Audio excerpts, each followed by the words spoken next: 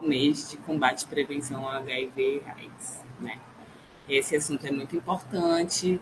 Nesse mês de dezembro, ele é alusivo ao combate dessa doença que afeta milhões de pessoas no mundo.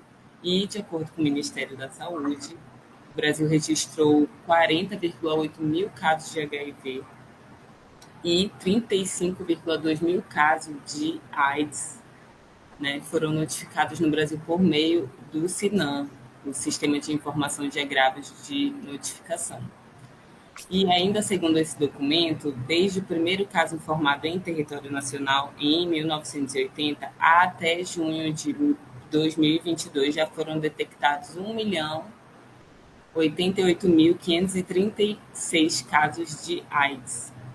Por conta disso, o Telesaúde UFAM trouxe uma convidada super especial para conversar sobre essa temática com a gente. A nossa convidada é a médica infectologista Ana Galdina dos Reis Mendes, graduada na Universidade Federal do Amazonas, com residência médica em doenças infecciosas e parasitárias na Fundação Medicina Tropical do Amazonas. Além disso, vamos respirar, né? A Ana possui um mestrado em andamento em saúde coletiva pela Universidade do Estado do Amazonas e é preceptora da residência de infectologia na Fundação Medicina Tropical. Então, eu queria, né, dar as mais que boas-vindas à doutora Ana Galdino. Bem-vinda, doutora Ana, boa noite novamente. Obrigada, boa noite. Também queria dar boa noite a todos e agradecer essa oportunidade. A gente sempre que recebe um convite, nesse sentido, ainda mais quando a gente está no mês de dezembro vermelho, para a gente é super importante, porque são conversas e são informações que a gente passa, e a ideia é exatamente essa, a gente passar a informação, e depois a gente vai até conversar, porque a informação também é uma forma de prevenção importante, entendeu? Passa pela informação. Eu só queria ressaltar que eu sou filha da UFAM, né?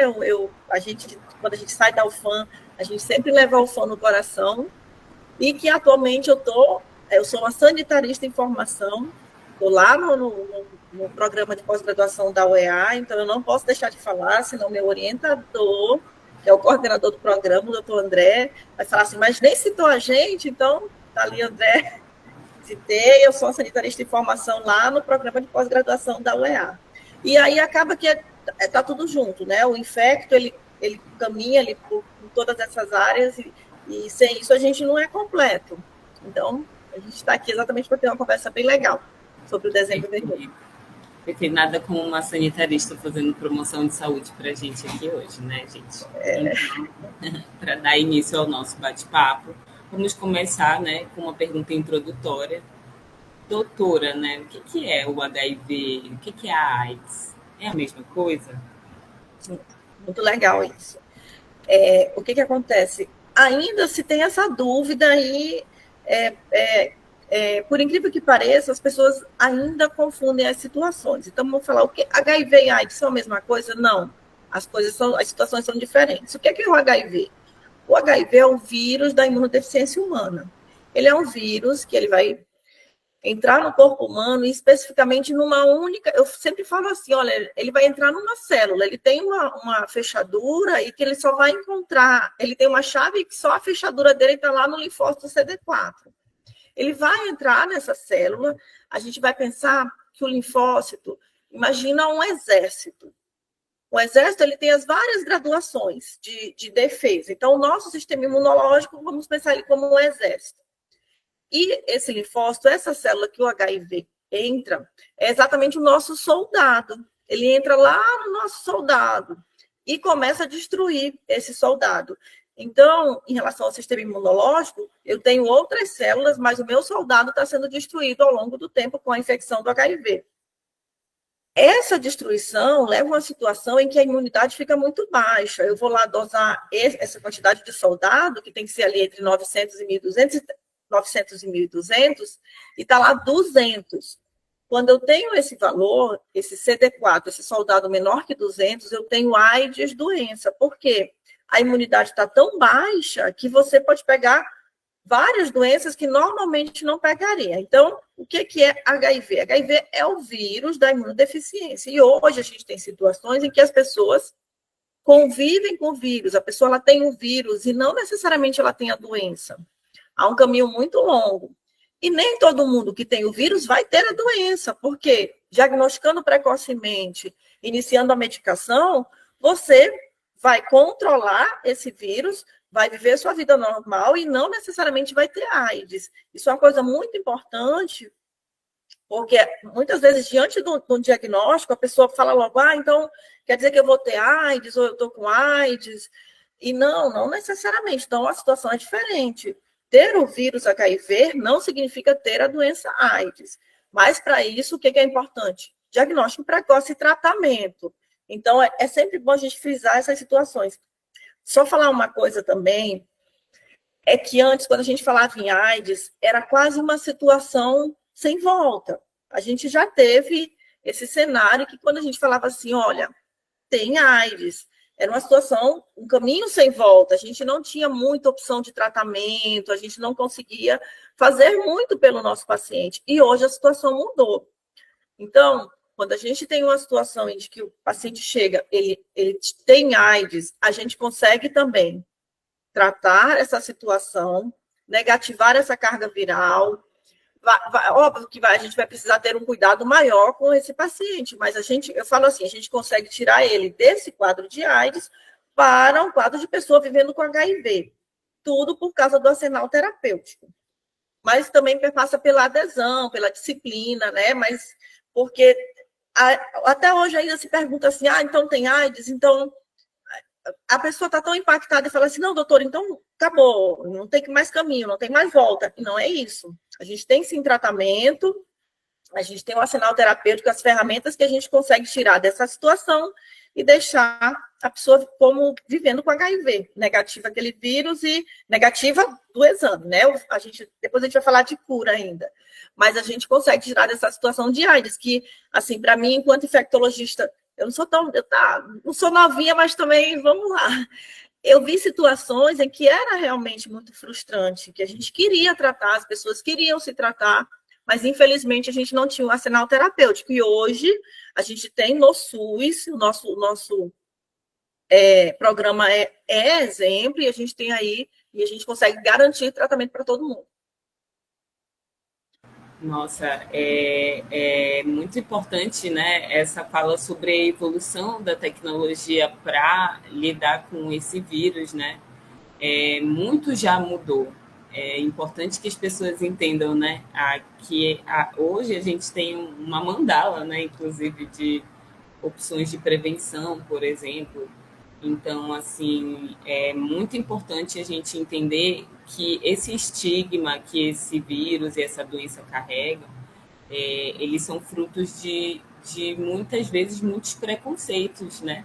Que precisam realmente ficar para trás. Então, hoje é um ótimo dia para a gente compreender o que a gente pode fazer para confrontar esse vírus, né, que está por aí. Então, assim, acho muito interessante, antes da gente entender até como é que as coisas estão hoje em dia, porque apesar da tecnologia já ter avançado, a gente sabe que o vírus segue circulando e segue infectando muita gente, né? E muita gente ainda não compreende a possibilidade de negativar essa carga, né? E de não desenvolver a doença AIDS. Também existe hoje em dia ainda pessoas desenvolvendo essa doença, né? Então, mas assim, para iniciar essa conversa em relação a esses dois cenários, vamos entender um dos estigmas, né? Que é em relação a quem pode ser infectado por esse vírus. Como é que ocorre essa transmissão, doutora? Então, vamos lá. A pergunta é, quem pode ser infectado? A resposta é, qualquer um pode ser infectado. E isso que é uma coisa importante. Qualquer pessoa pode ser infectada pelo HIV. Então, ele é um vírus e a gente passou recentemente por uma pandemia, e na maioria das vezes, quando a gente vai ver, são relacionadas a vírus, e que qualquer um está sujeito. E é o que acontece com HIV. Infelizmente, hoje, a gente ainda carrega o laço histórico de quando a doença começou, lá na década de 80, quando a doença começou, ela iniciou, na verdade, assim, os diagnósticos iniciais foram em determinados, em grupos, né? Então falava-se assim, olha, quem tem HIV? Quem tem HIV foi chamado de câncer gay naquele primeiro momento, porque os diagnósticos iniciais foram ali, mas não circulavam só nesse grupo. Depois a gente foi vendo, começou o quê? Começou mulheres aparecendo com HIV, crianças recém-nascidas aparecendo com HIV. Aí foi se entendendo que é o quê? Que é um vírus que qualquer um está suscetível, qualquer um. Então eu sempre falo assim, olha, quem tem relação sexual está suscetível ao HIV. Usuário de droga injetável, quem está suscetível ao HIV. Profissional de saúde está suscetível ao HIV. Qualquer um de nós, então, está suscetível. Essa é a primeira coisa que a gente precisa entender. Porque muitas vezes eu me vejo diante de situações em que a gente dá o diagnóstico e aí aquela pessoa que recebe o diagnóstico fala assim, olha, mas eu não posso ter HIV. Mas eu tenho uma parceira única, ou eu tenho um parceiro único, ou ainda existe esse discurso. E isso não cabe. Primeira coisa, qualquer um está suscetível a HIV. E essa informação é importante para quê? Para a gente saber que o exame de testagem, ele tem que ser universalizado. A testagem, ela é universal, porque não vai fazer só testagem de HIV o profissional do sexo.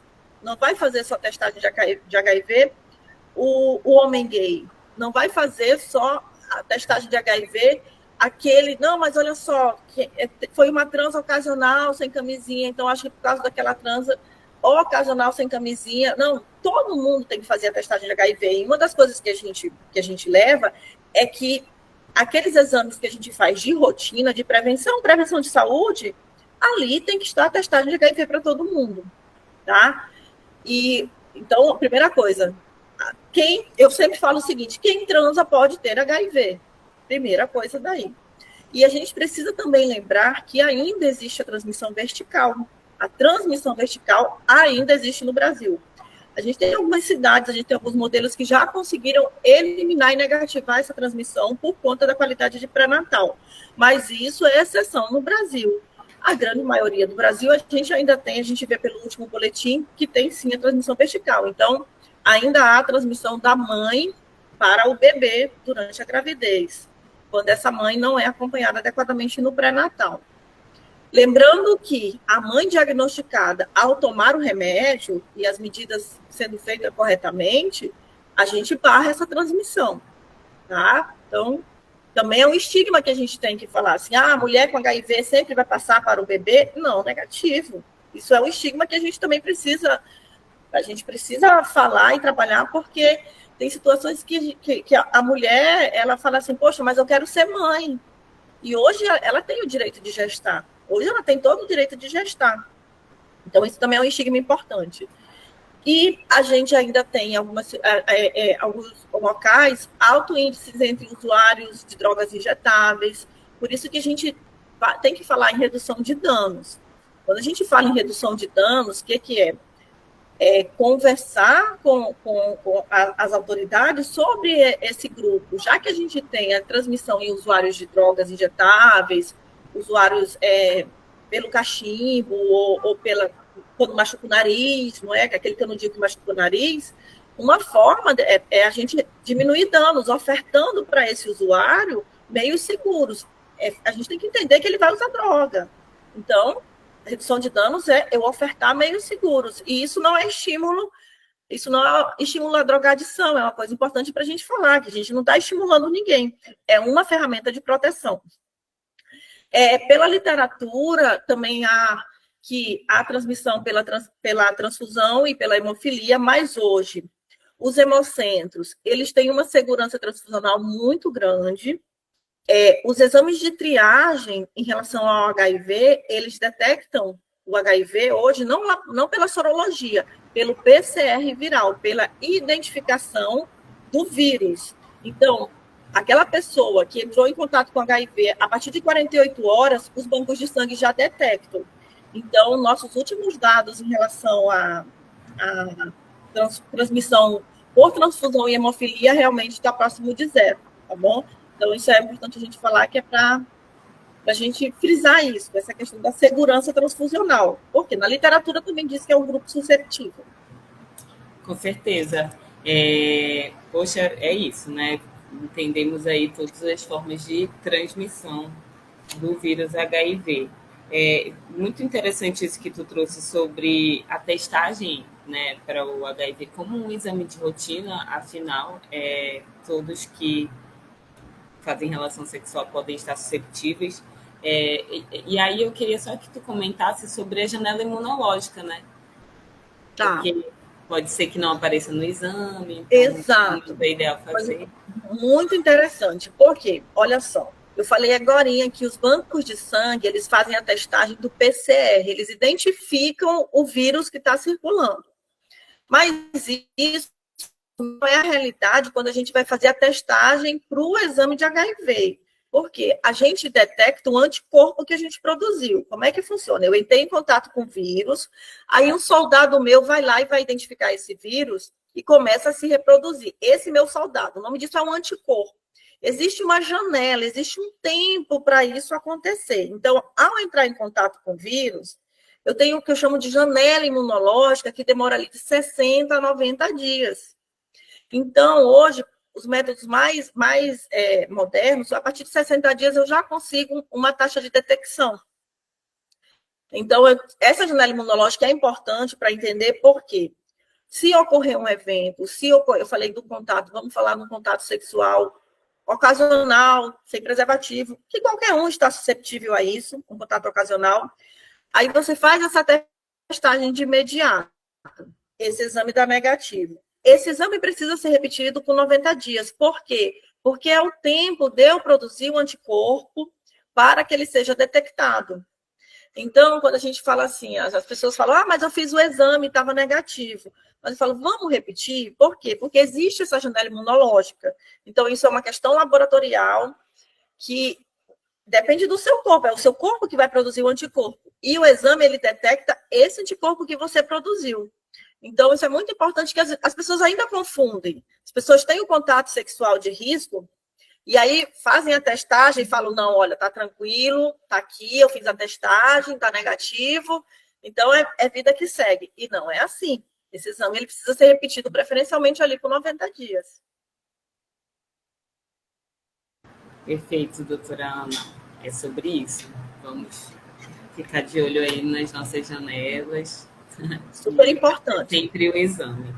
E aí tem uma perguntinha aqui que eu queria que tu comentasse um pouco em relação à tua experiência pessoal nos hospitais de Manaus.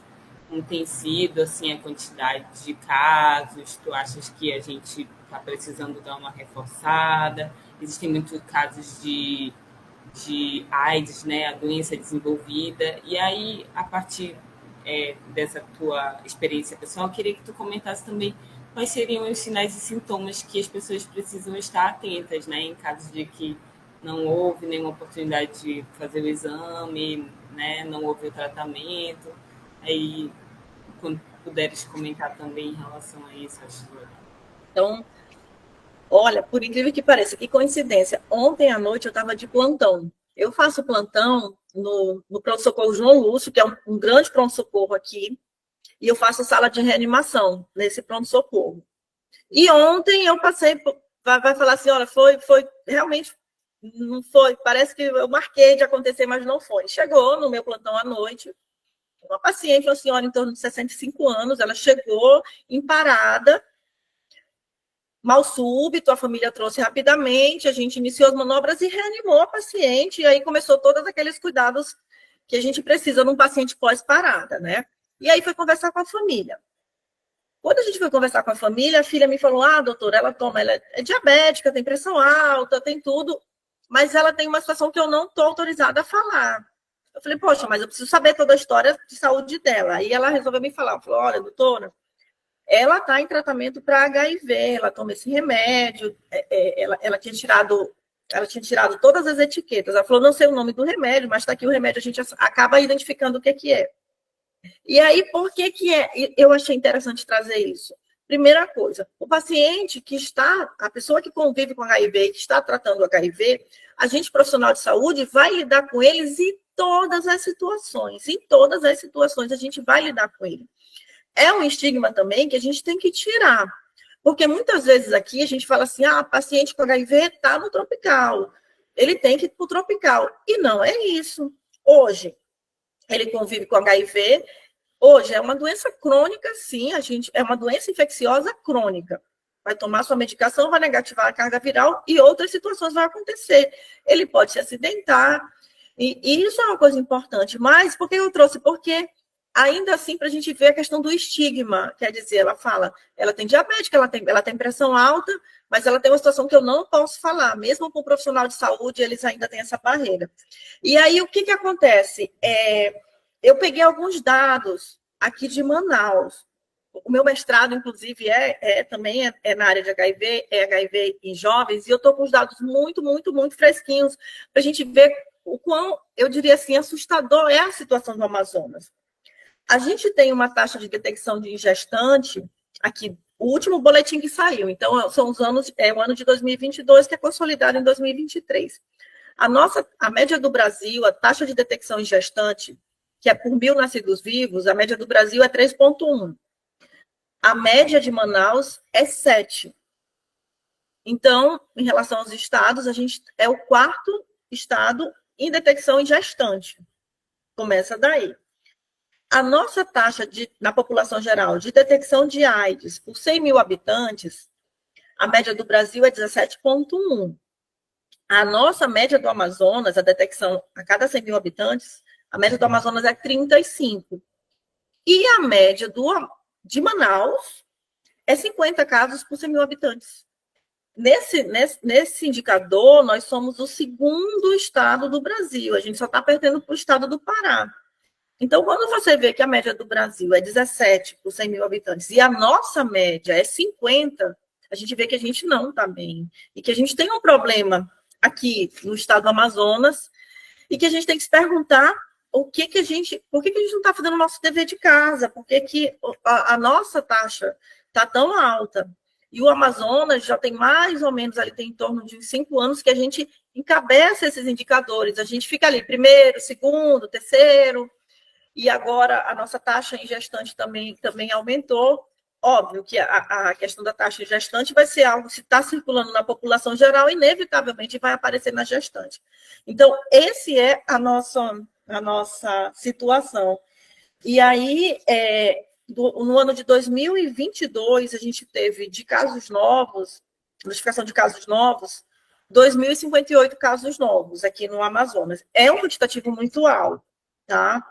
Então, e aí, com esses dados, inevitavelmente a gente vê essas situações circulando nos hospitais como um todo. Todo o serviço de saúde, a gente tem as situações. Agora, sim, infelizmente, a gente ainda tem alguns profissionais de saúde que têm esse discurso. Não, olha só, aqui não, o paciente com HIV só é para o tropical. E não funciona dessa forma. A assistência, ela é descentralizada, ela é universalizada e ele tem que ser acolhido e atendido em qualquer lugar que se vá, independente do motivo que ele procure o serviço de saúde, mesmo que seja por uma situação relacionada com uma doença oportunista. Ele precisa ser acolhido, ele precisa ser atendido, tá? Mas a situação no serviço de saúde, com esses dados aqui que eu te trouxe, a gente tem que fazer muita coisa do nosso dever de casa. Por isso e aí a gente está fazendo, a gente está aqui conversando exatamente mostrando esses dados e mostrando que o Amazonas, então, de uma forma bem sintética, a gente está ali encabeçando, primeiro lugar foi para o Pará, né? Deixa lá, nossos amigos paraenses, isso é um indicador que a gente, na verdade, pretendia estar lá em último, né? A ideia era essa, mas a gente não consegue. O ideal é que essa competição seja zerada, né? O ideal. Ir na direção de zerar esses números, mas falta, né? E a gente vê que estamos um pouco distantes desse zero. Mais de 2.000 casos em um ano. Exato.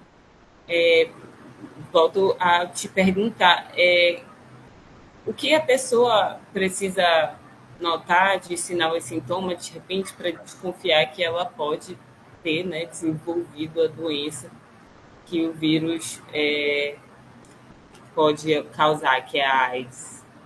Tá. Porque eu fiquei falando dos números e esqueci. Vamos lá para a clínica.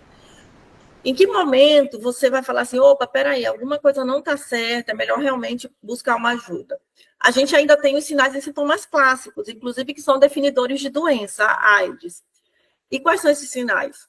É perda de peso, a gente tem quadros diarreico, ele ainda está lá, então perda de peso, quadro diarreico, aí a gente chama de inapetência. O que é inapetência? É aquela fadiga, é aquela, sabe, aquela falta de força, é aquela, o nosso caboclo fala assim, eu não estou com uma murrinha que não para de jeito nenhum. A gente tem aumento de gânglios, são gânglios, ínguas, vou falar assim, são ínguas que começam a aparecer pelo corpo, que são adenomegalias, mas aquelas ínguas que vão aparecer na região do pescoço, debaixo do braço, na região inguinal, fica bastante ínguas, que tem a ver, é uma atividade reacional do vírus. E aí tem sintomas respiratórios que começam a aparecer, tosse. Então, aquela coisa, é uma gripe, depois que veio uma gripe, depois veio outra gripe, então a minha imunidade está meio baixa. Então, diante de adoecimentos frequentes e adoecimentos que tenham sintomas respiratórios, perda de peso, diarreia, a gente precisa pensar. Agora, tem uma situação em que a gente chama da infecção aguda pelo HIV e que a gente pega pacientes que buscam a gente com a infecção aguda pelo HIV, que é o quê? No momento em que há a incubação do vírus, faz um quadro muito semelhante a infecções que a gente chama, por exemplo, mononucleose, que é o quê? É uma febre mais prolongada, é uma dor de garganta, e aí você olha aquela garganta, não tem foco de pus, não tem nada, mas ela está aumentada, é uma dor no corpo. Então, tem pacientes que buscam a gente com essa sintomatologia que estão fazendo a infecção aguda pelo HIV, e a gente consegue dar o diagnóstico nesse momento. Para a gente é importante o quanto antes o diagnóstico, por quê? Porque a gente preserva o sistema de defesa. Então, se você recebe o diagnóstico nesse momento e que você está adoecendo frequentemente, significa que o teu sistema imunológico ele já foi bastante comprometido. Então, no momento do diagnóstico, a gente vai precisar proteger esse sistema imunológico de várias formas. E aqui no Amazonas, não basta a gente também ter a questão do HIV, a gente tem a questão da tuberculose. É bom que eu trouxe isso, porque a gente também, se for lá, é campeão em tuberculose. E HIV e tuberculose andam de mãos dadas. Por quê? Porque a pessoa tem contato com a tuberculose, mas muitas vezes não desenvolve a doença. Só teve o contato com a bactéria. Mas quando a imunidade cai, faz a doença.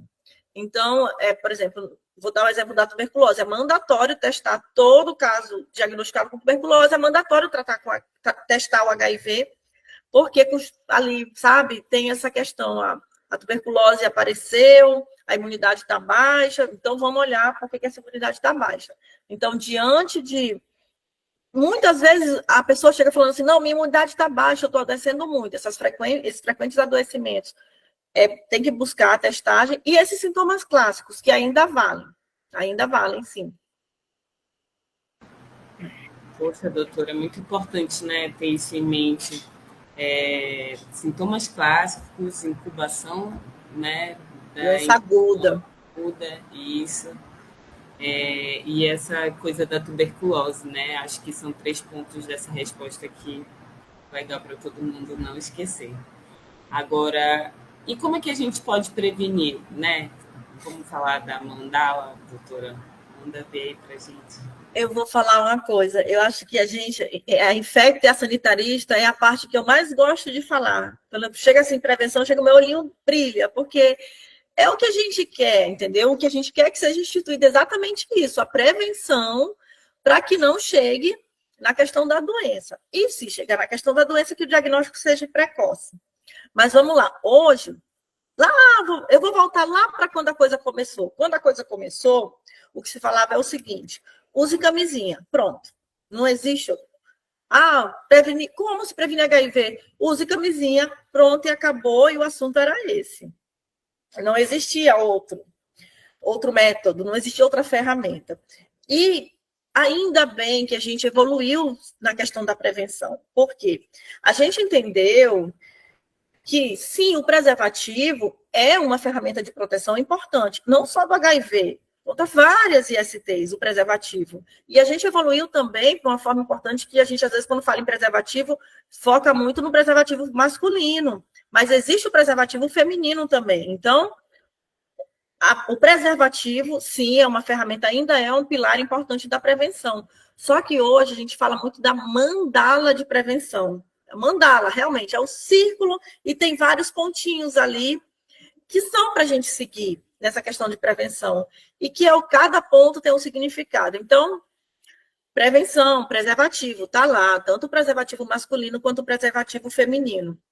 Outro ponto importante da mandala, diagnóstico precoce. Então, diagnosticar precocemente é uma medida de prevenção. Vamos lá, outro ponto importante que foi instituído na nossa política nacional, que foi o tratamento para todos. Porque antes a gente não tratava todo mundo, falava assim, olha, lá quando eu comecei minha residência funcionava assim, só trata quando adoecer. A pessoa que vive com AIDS, ela não vai receber tratamentos. Quando começar a manifestar a doença, vai tratar. Só que essa pessoa continuava vivendo a vida dela. E ela continuava vivendo, ela continuava tendo as relações sexuais, continuava transando, ela vivia. E hoje a gente entendeu que, ao ser diagnosticado, se a gente trata a pessoa e ele negativa a carga viral, ali está uma barreira na transmissão. Então, tratar precocemente é uma barreira. Ofertar um tratamento é uma barreira de prevenção. Vacinação, entendeu? Então, vou falar aqui um tópico importante, que o nosso programa de vacinação, ele foi muito... como é que eu posso falar? Não vou falar enxovalhado, né, que é uma palavra, mas ele ficou muito sofrido esses anos, tá? O nosso programa de vacinação. E existe ali uma ferramenta que é a vacinação contra o HPV. Mas o que o HPV tem a ver com HIV? Tem muita coisa a ver, entendeu? Eles são vírus primos, são vírus primos. E a infecção por um pode piorar a infecção do outro. Então, quando eu oferto a vacina do HPV para aquele jovem, o jovem menino e a jovem menina, isso é uma medida de prevenção. Está lá na mandala também em relação ao HIV. Redução de danos, eu falei aqui. Alguns grupos falam assim, redução de danos, mas o que é isso? Redução de danos é aquela coisa, você tem o usuário de entorpecente, em que ele vai usar o entorpecente. A gente precisa entender, ele vai usar o entorpecente. Não adianta eu chegar para ele e falar, olha, querido, querida, não use droga. Se você usar droga... que legal, tá aí. Adorei, vai aparecer a prevenção pulmonar. Tá aí. Você não use droga. Ele vai usar droga, porque ali a gente está falando de uma questão também de doença. Se ele vai usar droga, o que eu preciso? Eu preciso ofertar meios para que ele faça aquele uso em segurança. É essa a questão. Então, políticas de redução de danos que envolvem distribuição de seringas, distribuição de canudos, né, para aquele usuário que vai inalar pelo nariz, que pode machucar, distribuição de cachimbos, isso são políticas também na prevenção em relação ao HIV. É bom que apareceu ali. Imunizar está ali. Imunizar, eu falei do HPV e da hepatite B também. Então, que legal que apareceu a mandala aqui. Agora, a gente hoje tem ferramentas medicamentosas para barrar. Vamos supor que você teve uma situação de exposição, uma possível situação de exposição ao HIV. Hoje a gente tem a PEP. O que é a PEP? É uma medicação que vai ser ofertada depois que aconteceu essa exposição. Então, eu vou falar que é bom esse depois, porque a gente vai falar uma situação que é o antes, mas a PEP é depois. Então, é profilaxia pós-exposição. Então, o profissional de saúde que se acidentou, Olha só, é bom que a gente está aqui, a gente não olha muito, mas existem coletores de lixo que se acidentam muito. Pessoas que usam, por exemplo, o diabético, que usa a sua insulina e aí acaba descartando aquilo ali. A gente tem situações em que aquele coletor de lixo se acidenta. Então, qualquer um que se acidentou ou que teve essa exposição, uma relação sem exposição, uma relação sem proteção, uma relação de risco, pode buscar unidades de saúde e que é ofertada essa medicação. Esse tratamento é por 28 dias, tá? É bom frisar, porque ainda tem gente que fala assim, não, eu vou lá e vou tomar um remédio um dia. Eu falo, olha, não é pílula do dia seguinte. A profilaxia pós-exposição, ela é por 28 dias. E a gente tem uma situação em que você toma medicação antes, que chama PrEP. O que é a PrEP? A PrEP é uma medicação que você fica tomando continuamente, então ali diariamente. Se você tem uma situação de risco maior de exposição ao HIV. Vou dar 2 exemplos aqui. Casais sorodiscordantes. A gente tem situações, um casal sorodiscordante, um casal hétero ou homoafetivo. Um possui o vírus, o outro não. Esse que não tem o vírus, ele pode optar por ficar tomando a medicação. E ele fica tomando a medicação e é uma barreira a mais. Outra situação, profissionais do sexo. Profissionais do sexo, se a gente for parar para pensar, eles têm uma exposição maior ao risco de HIV. Então, esses profissionais, eles podem ficar previamente tomando essa medicação, que é a PrEP. Essa medicação é distribuída no SUS, está lá. Atualmente, na cidade de Manaus, ela também tem uma distribuição bem descentralizada. Todas as zonas de Manaus, as policlínicas da prefeitura, elas estão distribuindo essa medicação. É muito simples, não tem burocracia. Chega, se faz um cadastro, porque precisa ser cadastrado no programa, e você fica pegando sua medicação todo mês, entendeu? Lembrando que essas estratégias, elas são somadas, elas são conjuntas. Uma não elimina a outra. Então, não é assim, se eu tomo a PrEP, eu não preciso usar preservativo. Não é bem assim. Por isso que a gente fala, é uma mandala. É uma mandala porque são várias medidas que a gente tem de barreira. Tá? E eu fico muito feliz que a gente evoluiu nisso. E, por exemplo, hoje, a cidade de Manaus, ela também é uma das cidades de referência na PrEP. Mas a gente ainda não tem uma boa adesão. Eu acho que a gente tem que falar mais para a população sobre a PrEP. É uma medida muito inovadora, né? Imagina criar uma barreira assim para impedir o vírus de se conectar ali com a CD4. Então, exato. Não é uma vacina, mas é uma barreira real, né? Que a gente tem acesso. Então, é muito importante que as pessoas saibam, né, disso. Doutor, então, você... Não, eu estava falando assim, que a PrEP, algumas falam, mas é seguro tudo isso, é seguro, tá bom? Ela tem toda a segurança, porque as pessoas falam, mas então vou ter que tomar para o resto da vida. Se em algum momento você julgar que aquela situação de exposição diminuiu, você não precisa tomar para o resto da vida. Mas naquele momento em que você identifica que tem uma exposição maior, é seguro tomar, realmente a medicação é segura. Com certeza.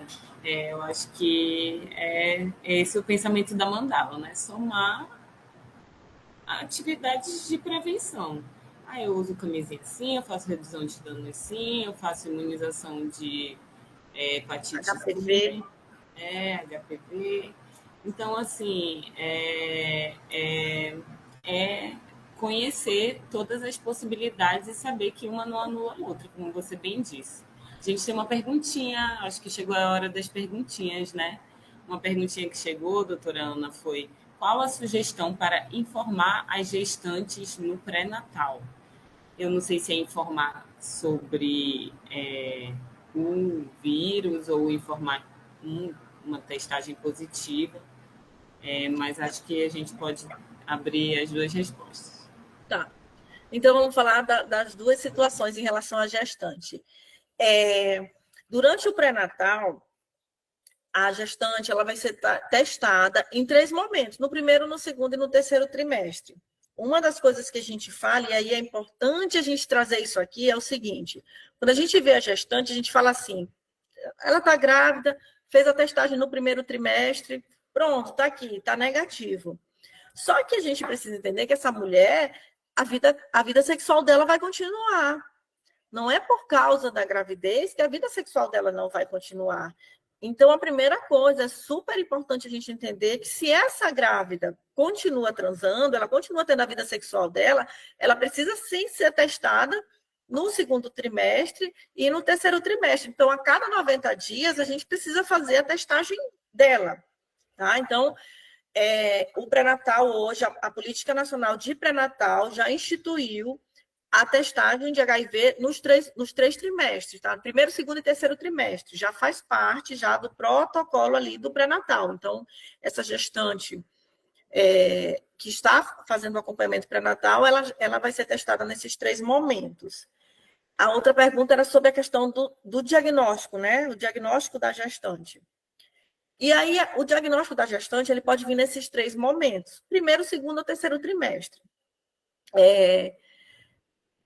O diagnóstico no primeiro trimestre, ali quando está no início da gravidez, ele é um diagnóstico mais complicado, porque o feto está em formação. Então, a gente realmente corre a partir dali, quando a gente tem esse diagnóstico, porque está em formação, e a gente não quer que tenha consequências nessa formação do feto da infecção pelo HIV. Isso pode acontecer. Então, para a gente, um momento muito complicado do diagnóstico é ali no início da gravidez. Mas, diante do diagnóstico, essa mãe, essa gestante, a gente vai começar o tratamento para ela, que é seguro para ela e para o bebê. Porque eu preciso dar um tratamento em que eu falo assim, eu vou tratar o binômio, eu vou tratar a mãe e o bebê. Eu tenho que dar um tratamento que passe a placenta, porque o vírus passa a placenta. E é nesse momento que ele contamina o bebê. Então, eu oferta, ela começa a fazer o tratamento a partir do diagnóstico. E aí tem uma situação, essa grávida, ela vai ser acompanhada na carga viral dela, a gente vai fazer o acompanhamento de carga viral. Se ela tiver uma carga viral indetectável, lá no final da gravidez dela, essa grávida, ela pode optar pelo parto via vaginal, tá? Se ela tem carga viral indetectável, ela pode sim optar por um parto via vaginal. E isso é importante a gente falar, ela pode optar pelo parto normal, porque antes era um estigma também, era uma situação que se falava assim, não, a mulher com HIV tem que fazer cesárea, ela tem que fazer cesárea de qualquer jeito, chegava na maternidade, essa mulher sequer ouvida, ninguém perguntava nada, e falava, não, tem que fazer cesárea, porque... Não, hoje a gente sabe que se a mãe, lá no 9º mês de gravidez, lá no final, ela tiver carga viral indetectável, ela pode optar sim por é seguro, tá? É seguro ela optar por esse parto normal.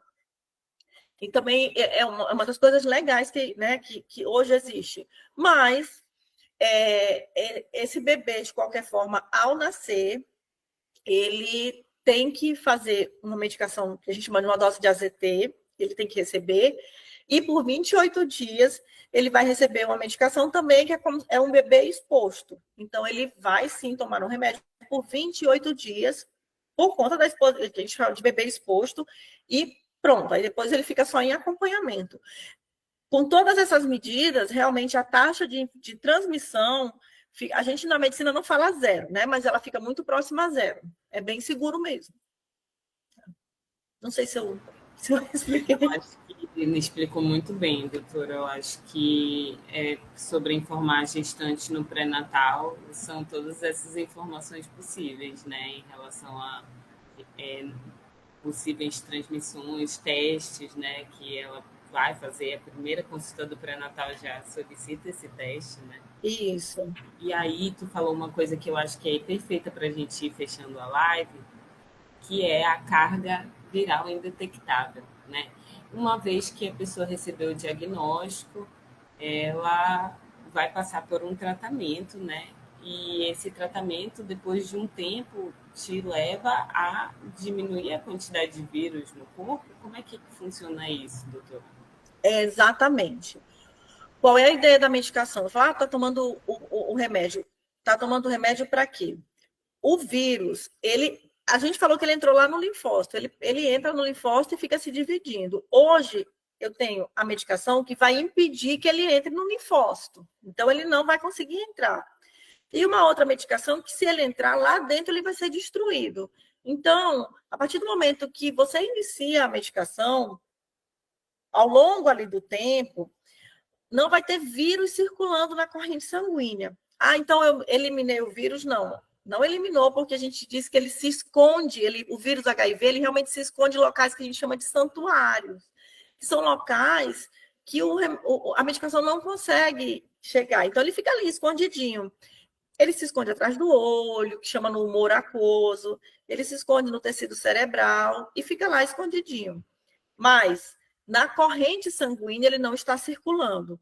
Portanto, essa pessoa tem carga viral indetectável. Ele está tomando remédio de carga viral indetectável. Ele não é transmissor. E hoje a gente fala isso com segurança, que a pessoa que tem a carga viral indetectável, ele não transmite. Eu, enquanto profissional de saúde, se eu me acidentar, me furei com aquele sangue, não há transmissão. Se houver um contato sexual, então, nas secreções sexuais, não há transmissão, porque você não elimina o vírus, uma vez que você não tem o vírus circulando no teu sangue. E isso é graças à medicação, tá bom? E a meta é carga viral indetectável. Só que é importante a gente falar que é o seguinte, carga viral indetectável não é igual a cura. A carga viral indetectável não te libera da medicação. Então, a meta é carga viral indetectável, mas aí você fica tomando o seu remédio para manter a carga viral indetectável. E, doutor, eu vou manter por quanto tempo? Vai manter ali, olha, eu falo, vai chegar com 100 anos com a tua carga viral indetectável. Eu sempre falo isso, vai chegar com 100 anos e sem problema em relação à carga viral, vai estar indetectável. Então, super importante, quem tem carga viral indetectável não transmite o vírus. Isso é importante. Sim, perfeito. É muito importante a gente reconhecer esse avanço, né? E que isso é uma das formas de prevenção, né? Exato. Então, eu fazer meu teste rápido é uma forma de prevenção e se houver o diagnóstico, o tratamento, ele também leva a uma forma de prevenção, que é deixar de ser um transmissor, né? Exato. Exatamente isso. Mas isso é o tratamento, né? É a medicação que faz isso, não é o corpo que aprende, infelizmente, é a medicação, né? Então, não podemos deixar isso de lado. Eu queria saber se a gente tem mais alguma perguntinha, alguém tem mais alguma dúvida?